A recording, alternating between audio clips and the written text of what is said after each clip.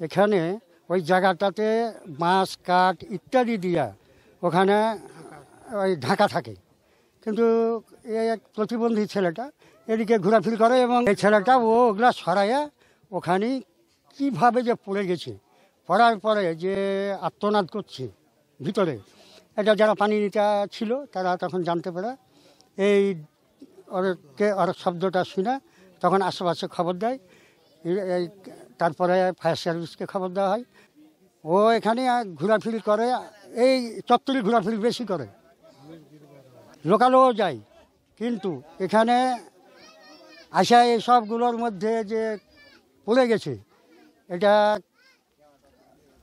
এটা ওর জন্য ও সাবেক মানুষ কিন্তু এখানে আসবে না এবং ওতে ঢুকবেও না, কিন্তু আসলে ভারসাম্যহীন, তো জ্ঞানের ভারসাম্যহীন, এই জন্যই অবস্থা হয়ে গেছে। আমি যখন ওখানে হাল বাইয়ে আমাকে পানি খাওয়ার লেগে ডিপে আসছিলাম, ডিপে দিয়ে পানি খাওয়ার লেগে আসলাম, যখন দেখলাম যে ডিপের ভিতরে একটা সাউন্ড হচ্ছে, সানি মানে মানুষের শব্দ করছে, দিয়ে আমি তখন ভিতরে যাই, তখন দেখলাম কে মানুষের গলা করছে। তাহলে তখন আমি ওই কাকাকে একটু ডাক দিলাম, কে রনি পড়ে গেছে, যে পানি লিছিল, মানে আরেকজন তো পানি লিছিল, ও ছিল আমার সাথেই, ও দেখেছে, যে দূর নামলে আমরা তখন দেখে তখন ওরা ওই দড়ি টড়ি ফেললাম, ফেলে তখন আর হলো না, তখন আমরা কাকা তখন ফায়ার সার্ভিসে খবর দিলে। আর এলাকাতে ঘোরাঘুরি করছিল রনি, আমি যখন ওখানে হাল বাজছিলাম তখন ঘোরাঘুরি করছিলাম, তার লেগে আমি মানে ওর হিসেবে আমি বলছিলাম যে রনি পড়ে গেছে। একটু মির্গি ব্যারাম ছিল, মির্গি ব্যারাম আছে, আর ওই মানে জন্ম থেকে প্রতিবন্ধী নয়, এটা শারীরিক প্রতিবন্ধী। তো একটু কথা বলতে পারে, তো কথা বলে না, কথা কম বলে, বুঝতে পারে।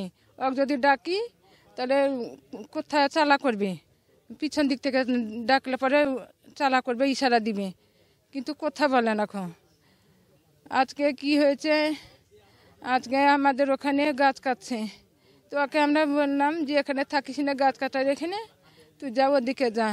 ওর বাবা বললো যে যা ওদিকে যা, ওদিকে একটু খেলা গা, ডিপের ওদিকে যা, এদিকে থাকিস না, এখানে মাথায় কোথায় গাছ টাছ পড়ে যাবে, আকাম হবি।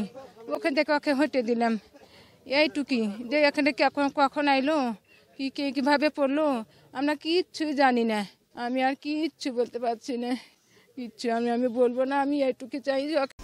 এটা আমরা 11টায় সংবাদ পাইছি আমরা যে এই নাচলের এই নিজামপুরের পূর্ব নিজামপুরে একটা ছেলে এই ডিপ মেশিনের পাইপের ভিতর পড়ে গেছে।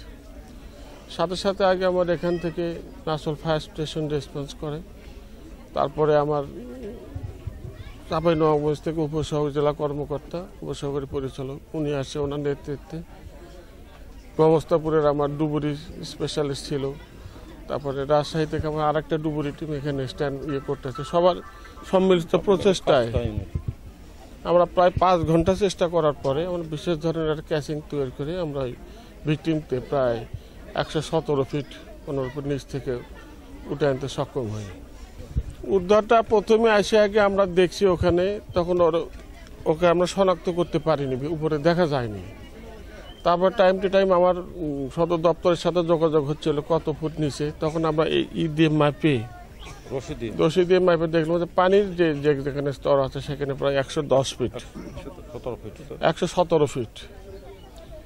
তারপরে আমরা দেখলাম যে 17 ফিটে এই 12 ইঞ্চি পাইপের ভিতরে আমার লোক নামিয়ে দেওয়া খুবই জটিল একটা প্রক্রিয়া। আমাদের হাতে অপশন ছিল যে আমরা পানি দিয়ে হয়তো উপরে ভাসিয়ে তুলতে পারবো কিনা। তারপরে আমরা একটা চেষ্টা করছি যে আমরা বিশেষ ধরনের একটা ক্যাচিং তৈরি করে যদি হুকের সাহায্যে আমরা উঠাইতে পারি তাহলে সুবিধা হবে। আমাদের প্রথম চেষ্টায় এবং শুরু থেকে শেষ পর্যন্ত আমরা তাকে ভেন্টিলেশনের ব্যবস্থা করেছিলাম, এখানে বাতাস দিছি আমরা আমাদের বেঁচে থাকার জন্য, কিন্তু দুর্ভাগ্য সে পানির নিচে ছিল। দেখেন এটা হয়তো ওখানে অনেক নিচুতে, তো এখানে তো ব্যবহার হয়নি, এখানে তো অন্য গ্যাসও মজুদ থাকতে পারে, কার্বন মনোক্সাইড বিষাক্ত গ্যাস। দীর্ঘদিন পরিত্যক্ত অবস্থায় থাকলে ওই গ্যাসের সংস্পর্শে আসলেও আপনি মারা যাবেন।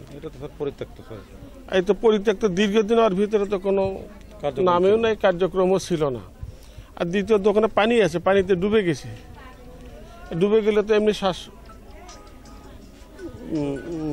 ইয়েতে মারা যাবে, পানিতে ডুবে গেলে। তা আমরা যতটুকু জানি এই ছেলেটা ছিল মানসিক প্রতিবন্ধী এবং মানসিক ভারসাম্যহীন। তবে এই ধরনের এইগুলো এইভাবে কর্তৃপক্ষ বদ্ধ না করে দিয়ে বা কোনো রেস্ট্রিকশনের সেখানে প্রতিবন্ধকতার ব্যবস্থা না করে এভাবে খোলা রাখা কোনো ক্রমেই এটা ঠিক হয়নি। আমি যেটা মনে করছি সেটা হলো যে আমাদের এখন প্রচুর খরা চলছে এবং আমাদের একটা পাশে একটা নতুন টিউবওয়েল হয়েছে, পুরাতন টিউবওয়েলটা বন্ধ হয়ে গেছে, সেখানে পানি উঠতেছে না। আমরা জরুরি সেচের স্বার্থে গতকালই আমরা কি করেছি, পুরাতন হাউজিংয়ে মালামাল তুলে নতুন হাউজিংয়ে স্থাপন করে আমরা কৃষকদের সেচ সুবিধা প্রদান করছি। আর পুরাতন হাউজিংয়ে যেটা আছে সেটা একটা ঘরের মধ্যে, এবং ঘরের রীতিমতো দরজা আছে, দরজাটা সবসময় সিটটির মধ্যে কী থাকে লাগানো থাকে, এবং ভিতরে যে হাউজিংটা ছিল সেটি বালির বস্তা দিয়ে সেটা একেবারে প্যাকড আপ করা ছিল এবং চারিদিকে বাঁশ দিয়ে ঘেরা ছিল। যিনি মারা গেছেন অনাকাঙ্ক্ষিতভাবে, তিনি বুদ্ধি প্রতিবন্ধী একজন বাক প্রতিবন্ধী ছিলেন আর কি, বলতে গেলে যে বুদ্ধি প্রতিবন্ধী আর কি।